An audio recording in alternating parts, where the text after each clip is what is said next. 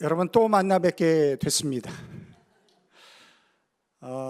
지난번 두 번 제가 방문해서 여러분들과 함께 예배를 드렸는데 이제는 매일마다 여러분들을 만나게 됐습니다. 저는 너무 기쁜데 여러분들도 기쁘시죠? 네. 올해 폐허가 하나님이 계획하시는 교회인데 아마 기도하시면서 청빙의 과정들을 진행하셨고 저도 기도하면서 청빙에 지원을 했고 여러 가지 결정해야 될 것들이 굉장히 많이 있었겠지만 그러함에도 불구하고 하나님의 계획하심 속에 이 모든 일들이 진행되어졌다라고 저희는 믿습니다. 이제 하나님께서 계획을 하셨으니까 하나님께서 새롭게 우리를 통해서 일하실 것을 믿습니다. 하나님이 보내셨으니까 하나님이 일하시겠죠?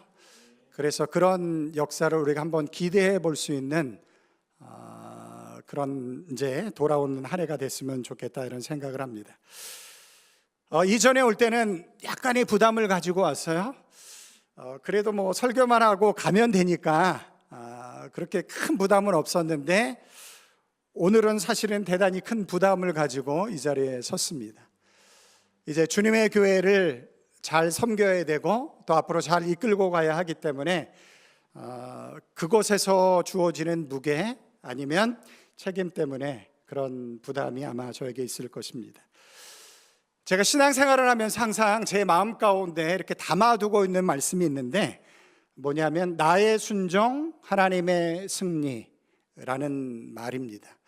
우리 한번 따라해 보실래요? 나의 순종 하나님의 승리. 시작.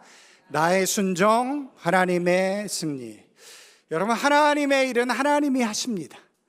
그런데 하나님의 일을 하나님은 사람을 통해서 하신다라는 거예요. 그래서 하나님이 누군가를 부르실 때 그 부르심에 순종하는 자를 통해서 하나님은 하나님의 일들을 이루어 나가시는 줄 믿습니다. 그것이 성경의 말씀의 기록이에요. 그래서 제가 와서 제 능력을 가지고 대단한 일을 하겠습니까? 하나님의 일은 누가 한다고요? 하나님이 하십니다.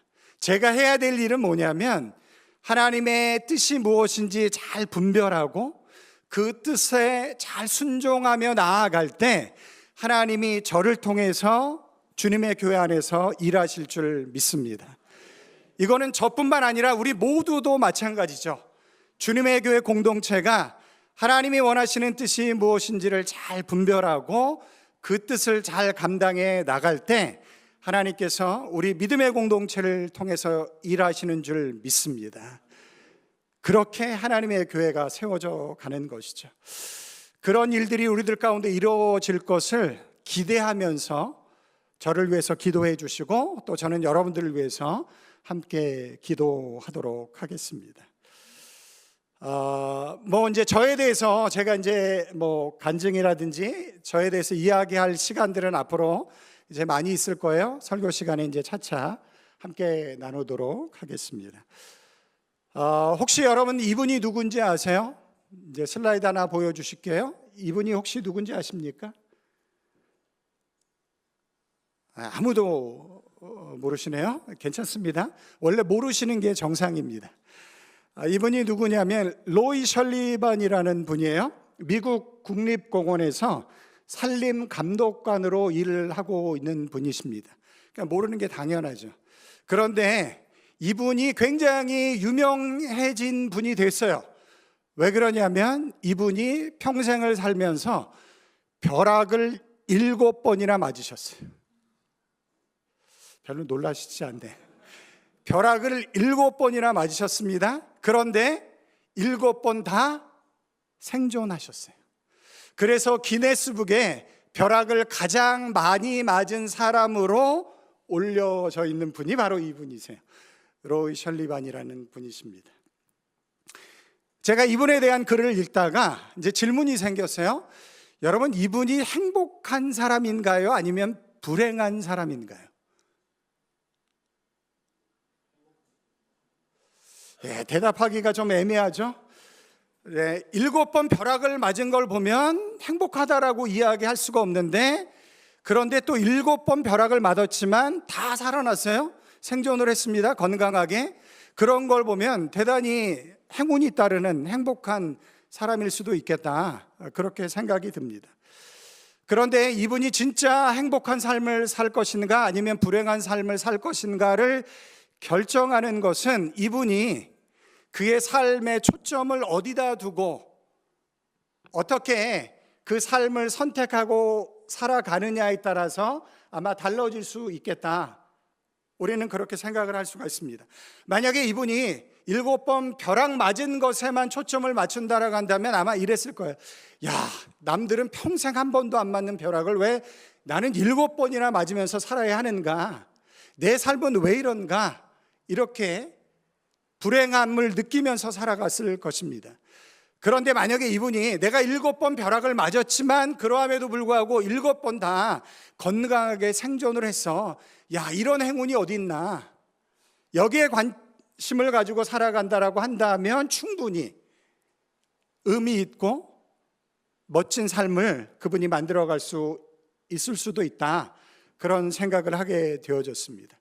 동일한 현실이지만 그러나 이분이 무엇을 선택하느냐에 따라서, 나의 인생의 관점을 어디다 두느냐에 따라서 우리의 인생이 이렇게 달라질 수 있다라는 것을 이분의 이야기를 통해서 어느 정도 우리가 살펴볼 수가 있습니다.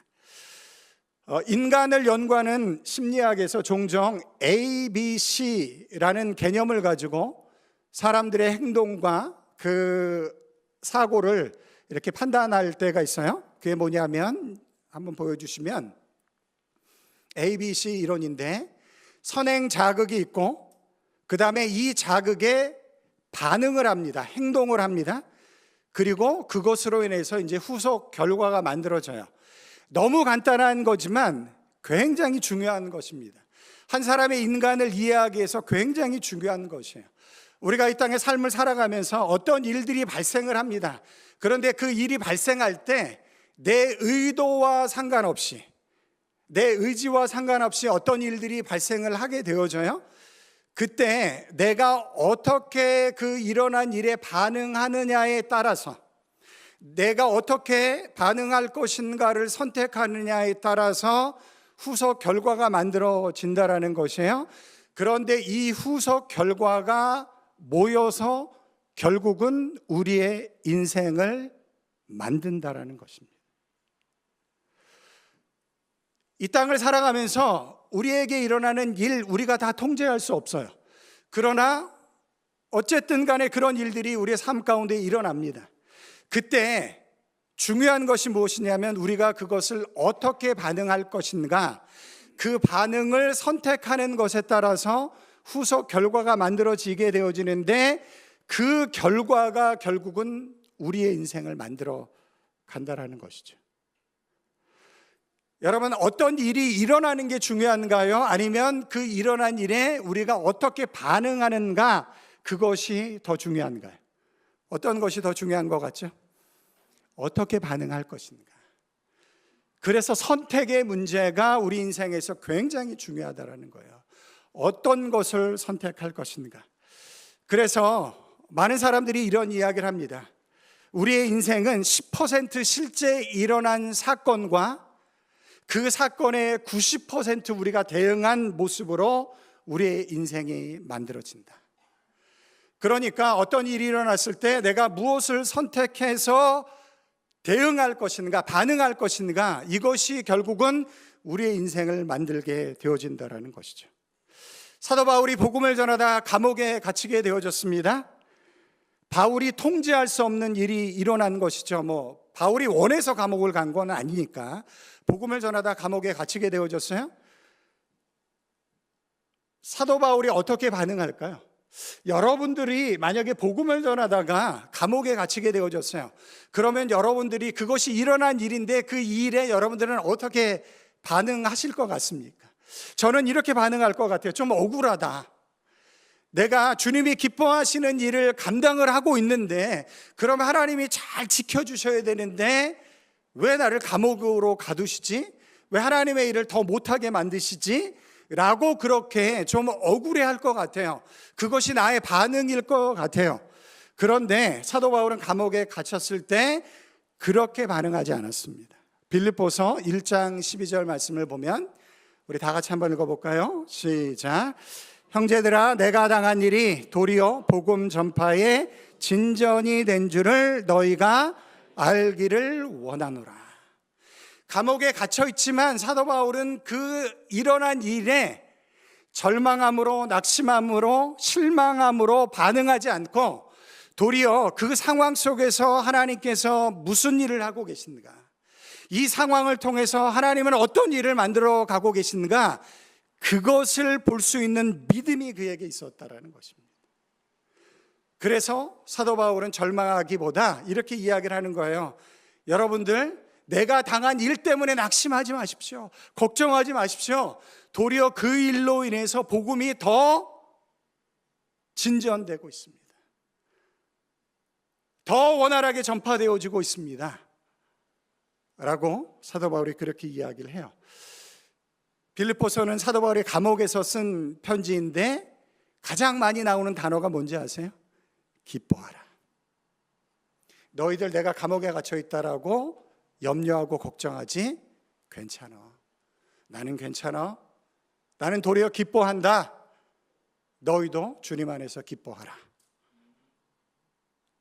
똑같은 상황이 벌어졌지만 그 상황을 어떻게 우리가 반응하느냐에 따라서 삶의 결과는 이렇게 달라질 수 있다라는 것이죠. 그러면 그 선택을 하는 가장 중요한 것이 뭘까요? 부정적으로 반응할 수도 있고 긍정적으로 반응할 수도 있는데, 그 선택을 하는 가장 중요한 것, 그것은 우리 마음의 태도입니다. 우리 마음의 태도가 어떠한지에 따라서 이제 우리는 어떤 선택을 하게 되어지는 것이죠. 그래서 잠언 4장 23절에 이런 말씀이 기록되어져 있어요. 무릇 지킬 만한 것 중에 더욱 내 마음을 지키라. 뭐가 여기서 나온다고요? 생명의 근원이. 생명이 바로 우리 마음 속에서부터 나온다라는 거예요. 그래서 우리 마음을 지키는 것이 대단히 중요한 거, 예수님이 마태복음 5장에서 팔복을 이야기할 때 이런 사람을 위해서 천국은 예비되어졌다라고 이야기할 때 다 우리 내면과 연관되어져 있는 말씀이에요. 심령이 가난한 자, 애통한 자, 온유한 자, 의에 줄이고 목마른 자, 긍휼히 여기는 자, 이 모든 것들이 우리가 무엇을 하는 것이 아니고 우리의 마음 상태가 어떤 것인지를 이야기를 하고 있다는 것이죠. 그래서 우리의 마음이 어떠한 것이냐에 따라서 우리의 선택이 결정되어지고 그 선택에 따라서 우리의 인생이 만들어질 수밖에 없다라는 것이에요. 빌립보서 2장 5절에 그래서 바울이 이렇게 이야기를 합니다. 우리 다 같이 한번 읽어볼게요. 시작. 너희 안에 이 마음을 품으라. 곧 그리스도 예수의 마음이니. 여러분, 이게 신앙의 본질이에요. 물론 우리가 신앙생활하면서 해야 될 일들이 많아요. 봉사도 해야 되고 전도도 해야 되고 뭐 여러 가지 섬김의 일들을 해야 되죠. 그러나 그것이 먼저가 아니고 주님의 마음을 닮아가는 것, 그것이 우리의 신앙의 본질인 줄 믿습니다. 그래서 우리가 주님의 마음을 닮아가야만 해요. 오늘 우리가 읽은 본문은 우리의 내면적 태도 중에 감사가 얼마나 중요한 것인지를 우리들 가운데 말씀해 주고 있어요. 우리가 가져야 되는 마음 중에 감사가 얼마나 중요한 것인지를 우리들 가운데 말씀하고 있어요. 우리 다 같이 한번 읽어보겠습니다. 시작.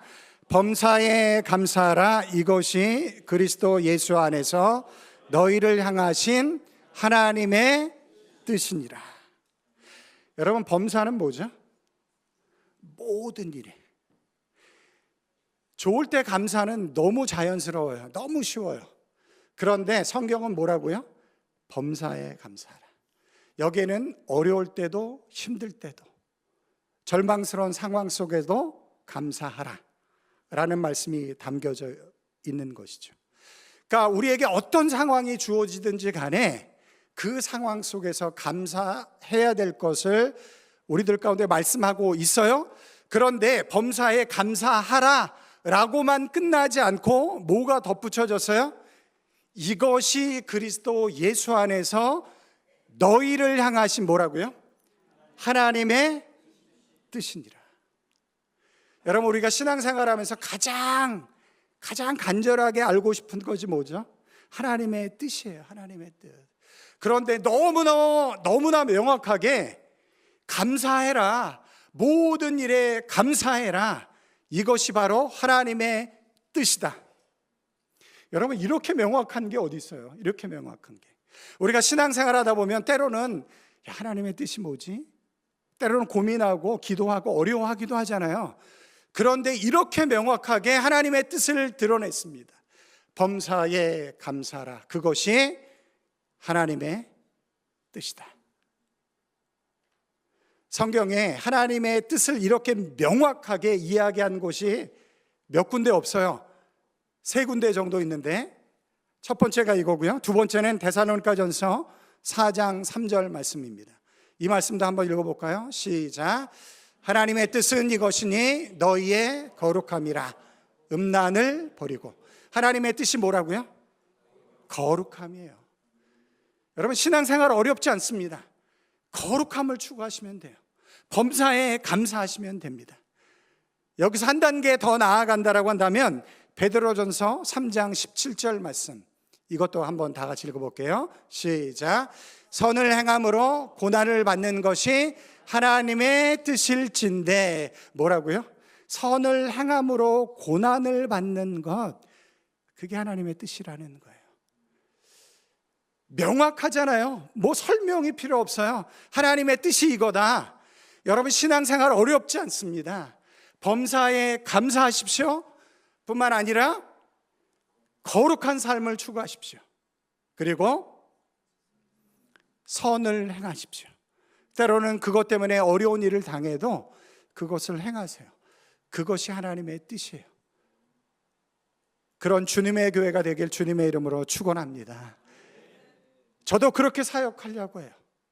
범사에 감사하고 거룩함을 추구하고 선을 행하는 그런 목회자로 여러분들을 섬겨나가도록 하겠습니다. 중요한 질문이 하나 생깁니다. 성경은 어떻게 범사에 감사하라 라는 것을 요구할까요? 여러분, 범사에 감사하는 일이 쉬운가요? 어려운가요? 정말 어렵습니다. 제가 목회자로 살아가지만 목회자라고 어려운 일이 없는 건 아니에요. 목회자들도 어려운 일이 있습니다. 어려운 일이 닥치면 쉽지 않아요. 어렵습니다. 감사하기가 어려워요. 그런데 성경은 뭐라고 이야기를 하죠? 범사에 감사하라. 그걸 요구하고 있어요. 어떻게 성경은 이렇게 당당하게 그걸 요구할 수 있을까? 어떻게 우리는 범사에 감사할 수 있을까? 그 비결이 조금 몇 절 지나고 나서 정답으로 기록이 되어져 있어요. 데살로니가전서 5장 24절 말씀입니다. 우리 다 같이 한번 읽어보겠습니다. 시작. 너희를 부르시는 이는 미쁘시니 그가 또한 이루시리라. 항상 기뻐하라. 쉬지 말고 기도하라. 범사에 감사하라. 여러분, 말씀은 너무 쉬워요. 그런데 이게 얼마나 어렵습니까? 다 아시잖아요. 어렵습니다. 어떻게 성경은 그것을 우리들 가운데 요구할 수 있는가? 그 정답이 몇 절 뒤에 나와 있어요. 몇 절 뒤에 뭐냐면 너희를 부르시는 이는 미쁘시니 그가 또한 이루시리라. 여러분, 우리의 삶을 누가 만들어가고 있는 것인가요? 하나님이 우리의 삶을 만들어가고 있습니다. 내가 하나님의 뜻 앞에 순종하며 나아갈 때 우리를 부르신 하나님께서 우리의 인생을 만들어가는 줄 믿습니다. 여러분, 그게 우리의 믿음이잖아요. 이제 여러분들이 저를 통해서 많이 듣게 되어질 텐데, 제가 신앙생활하면서 가장 강조하는 게 뭐냐면 우리의 모든 것을 하나님이 주관하신다. 믿으시나요? 우리의 모든 삶을 하나님이 주관하신다. 저는 믿습니다. 여러분, 이 믿음이 세워지지 않으면 우리가 온전히 신앙생활을 할 수가 없어요. 이 믿음이 세워지지 않고는 범사에 감사할 수가 없어요. 어떻게 감사할 수가 있습니까? 하나님이 우리의 모든 삶을 주관하신다. 그렇게 우리의 삶을 주관하신 분이 미쁘셔서 우리를 부르셔서 우리의 삶을 하나님이 기뻐하시는 뜻을 담아서 이루어 가시고 있다. 저는 그 믿음을 가지고 있습니다. 그 믿음을 가지고 주님의 교회를 왔고요. 그 믿음 가운데 하나님이 저를 통해서 일하실 것을 저는 믿습니다. 흔들리지 마십시오. 하나님이 모든 삶을, 우리의 모든 삶을 주관하신다. 그래야지만이 그분이 우리의 구원자가 되는 거죠. 그래야지만이 그분이 우리의 전능하신 하나님이 되는 것이죠. 일부만, 우리의 삶의 일부만 주관하신다라고 한다면 그분이 어떻게 우리를 구원하실 수 있겠어요? 하나님이 우리의 모든 삶을 주관하고 계십니다. 그래서 오늘 여러분들이 이 말씀을 여러분 마음속에 담고 가셔야 돼요. 너희를 부르시는 이는 미쁘시니 그가 또한 이루시리라. 말씀 한번 다시 띄워줘 보실래요? 우리 다 같이 한번 그냥 외우고 가세요. 오늘 말씀 시작. 너희를 부르시는 이는 미쁘시니 그가 또한 이루시리라. 아멘. 하나님께서 우리의 삶을 그렇게 이끌어 가시는 줄 믿습니다. 우리에게 주어진 상황과 조건에 따라서 바뀔 수 있는 게 아니고, 물론 어려움이 올 수도 있고 하나님이 길을 조금 바꿀 수는 있지만, 그러나 하나님이 계획하신 그 일들을 주님께서 이루어 가시는 줄 믿습니다. 그 믿음을 가지고 살아가시기 바랍니다. 로마서 8장 28절 우리가 알거니와 하나님을 사랑하는 자 곧 그의 뜻대로 부르심을 입은 자들에게는 모든 것이 합력하여 선을 이루느니라. 말씀을 정리할게요. 여러분, 우리의 인생은 우리에게 일어난 일보다 그 일에 우리가 어떻게 반응하느냐에 따라서 우리의 인생이 만들어집니다. 아셨죠? 그래서 우리에게 일어난 일을 어떤 것을 가지고 선택하느냐, 그것이 우리에게 대단히 중요하다라는 거예요. 대단히 중요하다라는 거예요. 그런데 성경은 뭐라고 이야기를 합니까? 감사를 선택하라. 감사를 선택하라. 좋을 때뿐만 아니라 어려운 일이 와도 그때도 여전히 뭘 선택하라고요? 감사를 선택하라. 그것이 하나님의 뜻이다 라고 이야기를 하고 있어요. 그때 하나님이 역사하십니다. 그때 하나님이 일하십니다. 왜냐하면 감사는 하나님을 향한 믿음과 연결되어져 있기 때문에 그래요. 우리를 부르신 이는 미쁘시니 그가 또한 이루시리라. 그 믿음이 있기 때문에 범사에 감사할 수 있는 거죠. 그 믿음이 있기 때문에.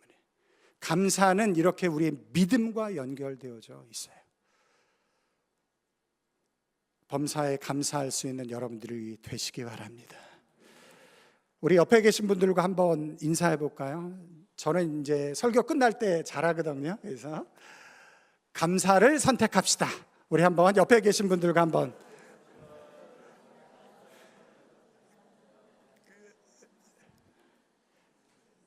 꼭 기억하고 가셔야 돼요. 감사를 선택합시다. 감사를 선택합시다. 여러분, 미모의 여대생으로 살다가 온몸에 전신 화상을 입었던 이지선 교수 잘 아시죠? 이분의 책에 이런 말씀이 기록되어져 있어요. 이분이 신실한 기독교인이잖아요. 뭐 상상할 수 없는 고통의 시간을 지나갔지만 그 시간 속에서 감사를 배우게 되어졌어요. 상황이 어려워도 감사를 배우게 되어졌어요. 그리고 감사함으로 그 시간을 견뎌냈습니다. 그리고 책을 썼는데 그 책에 이런 내용이 기록되어져 있어요. 감사는 기적을 만드는 습관이다. 저는 충분히 가능하다는 생각이 들어요. 왜 그러냐면 범사에 감사하는 것이 하나님의 뜻이기 때문에 그렇습니다. 감사를 선택할 수 있는 한 주간도 여러분들 가운데 여러 가지 일들이 닥쳐오겠지만 그 순간순간 감사를 선택할 수 있는 여러분들이 되시길 주님의 이름으로 축원합니다. 그때 하나님의 놀라운 역사가 여러분들 가운데 이루어질 줄 믿습니다. 기도하겠습니다. 사랑하시는 아버지 하나님, 감사 주일을 맞이해서 우리의 마음을 들여서 하나님 앞에 감사하게 하시고 또 지난 한 해 동안 하나님의 선하신 손길과 은혜로 우리의 삶을 이끌어 주신 것에 감사함으로 주님 앞에 나올 수 있도록 인도해 주신 것 감사합니다. 아버지 하나님, 오늘 말씀을 통해서 범사에 감사하라.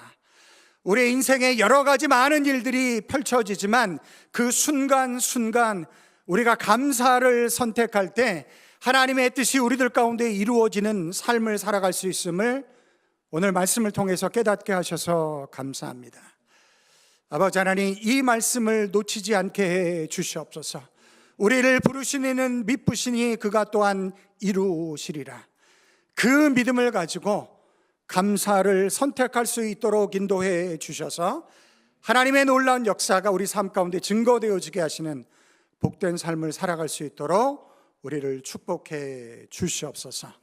우리와 함께 하시는 주님을 찬양하며 감사하며 예수님의 이름으로 기도드리옵나이다. 아멘.